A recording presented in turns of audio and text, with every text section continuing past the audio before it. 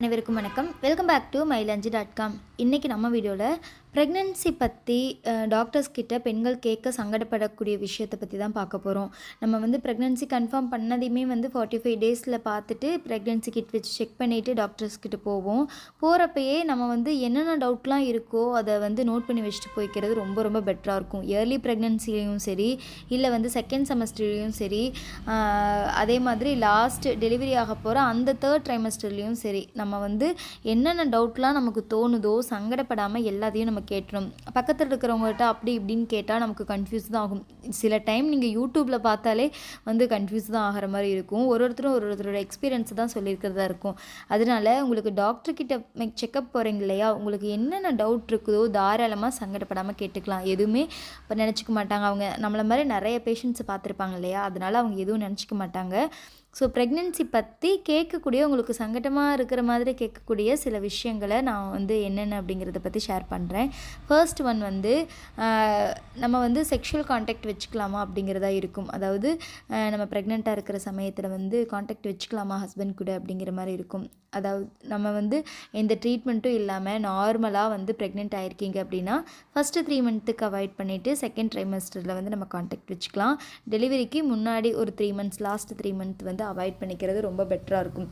After delivery தான் வந்து வச்சுக்கக்கூடாது. Because வந்து நம்மளுடைய வெஜினாஸ்லாம் ரொம்ப வந்து அது வந்து நம்ம நார்மல் டெலிவரி ஆச்சு அப்படின்னா அந்த பார்ட்லாம் வந்து ரொம்ப வந்து விரிவடைஞ்சு அது வந்து ஒரு மாதிரி இருக்கும். அப்படிங்கிறதுனால அதுக்கப்புறம் இது பண்ணக்கூடாது. அதே சிசேரியன் அப்படின்னு சொன்னாலும் கூட அதுக்கப்புறமா ஒரு 6 மந்த்துக்குனாச்சும் நீங்கள் வந்து இன்டர்கோர்ஸ் வச்சுக்கிறத அவாய்ட் பண்ணிக்கிறது ரொம்ப ரொம்ப நல்லது. அவங்க ஹெல்த்தியாகவும் சரி மென்டலாகவும் சரி ரொம்ப வந்து வீக்காக இருப்பாங்க. ஸோ அதனால் அந்த டைமில் வந்து வச்சுக்கிறது ரொம்ப அவாய்ட் பண்ணிக்கிறது ரொம்ப நல்லது. மற்றபடி நீங்கள் நார்மலாக ப்ரெக்னென்ட் ஆகிருக்கீங்க அப்படின்னா ஃபஸ்ட்டு 3 மந்த் அவாய்ட் பண்ணிவிட்டு செகண்ட் ட்ரைமஸ்டரில் வந்து வச்சுக்கலாம். ஒன்றும் பிரச்சனை கிடையாது. ரெண்டாவது, எப்படி நமக்கு வந்து தோணும் இல்லையா, நமக்கு எப்படி வந்து பேபி வந்து வெளியே வரும் அப்படிங்கிற டவுட்ஸ்லாம் இருக்கும். நமக்கு ஃபர்ஸ்ட் டைம் ப்ரெக்னென்சி ஆகிருக்கீங்க அப்படின்னா, பிகாஸ் வந்து வெஜினா பார்ட் ரொம்ப சின்னதாக இருக்கும். அப்படிங்கிறதுனால எப்படி பேபி வந்து வெளியே வரும் அப்படிங்கிற மாதிரி தோணும். அது நீங்கள் பயப்பட வேண்டாம்.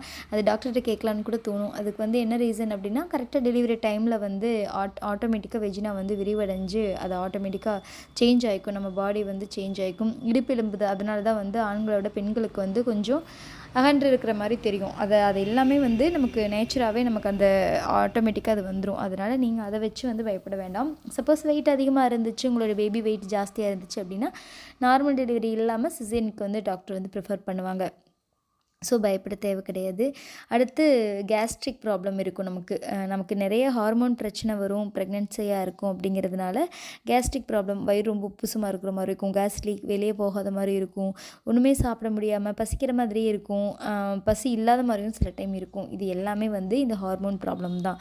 என்னென்ன பண்ணுது அப்படிங்கிற டாக்டர்கிட்ட சொன்னீங்க அப்படின்னா அவங்க கண்டிப்பாக அதுக்கான டேப்லெட் வந்து தந்து நமக்கு அதுக்கான சொல்யூஷன்ஸ் வந்து தருவாங்க. ஸோ இதை கேட்குறதுக்கும் நீங்கள் பயப்பட வேண்டாம். அதிகமாக வந்து கேஸ் உங்களுக்கு போனாலோ, இல்லை கேஸ் போகாமல் வயிறு வந்து கும்முன்னு இருக்கிற மாதிரி இருந்துச்சு அப்படின்னாலோ, ஏப்பம் வராமல் இருந்துச்சு அப்படின்னாலோ டாக்டர்கிட்ட சொன்னீங்க அப்படின்னாவே போதும்.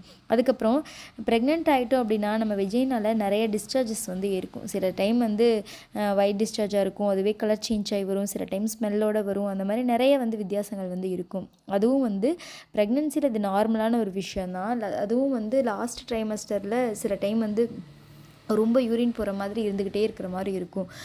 பனிக்கூட உடஞ்சிருச்சு அப்படின்னு சொல்லுவாங்க லாஸ்ட் டெலிவரி கொஞ்சம் நாளைக்கு முன்னாடி. சப்போஸ் அப்படி இருந்துச்சு அப்படின்னா நீங்கள் உடனே டாக்டரை போய் பார்த்துக்கிறது ரொம்ப நல்லது.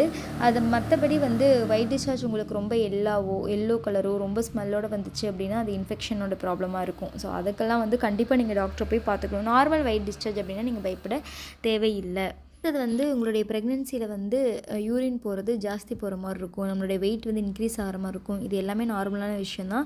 ஆஃப்டர் டெலிவரி வெயிட் எப்படி மெயின்டைன் பண்ணணும், அதேமாதிரி நம்ம ப்ரெக்னெண்ட்டாக இருக்கும் பொழுது வெயிட் ரொம்ப அதிகமாக இருக்குதா அப்படிங்கிறதையும் டாக்டர்கிட்ட கேட்டுக்கணும். வெயிட் கண்ட்ரோல் பண்ணணும் அப்படின்னா நம்ம ஸ்டார்டிங்லேருந்தே கண்ட்ரோலுக்கு கொண்டு வரணும். எந்த அளவுக்கு நீங்கள் வெயிட்டு ரொம்ப ஜாஸ்தியாக்க விடாமல் வச்சுக்கிறீங்களோ அந்த அளவுக்கு ஃப்யூச்சரில் உங்களுக்கு ரொம்ப ரொம்ப பெஸ்ட்டு தெரியுங்களா. நிறைய பேர் இப்போ வெயிட் லாஸ் பண்ணுறதுக்கு தான் வந்து யோசிச்சுட்டு ஐயோ முடியலையே அப்படின்னு ஃபீல் பண்ணிகிட்ருக்காங்க. ஸோ நீங்கள் நீங்கள் ஸ்டார்டிங்கில் இருந்தே ப்ரெக்னென்சி டைமில் வெயிட் கூடும். ஸ்டார்டிங்கில் இருந்தே ஹெல்த்தியாக சாப்பிட்டு கண்ட்ரோலாக வெயிட்டை வச்சுக்கிறது ரொம்ப நல்லது.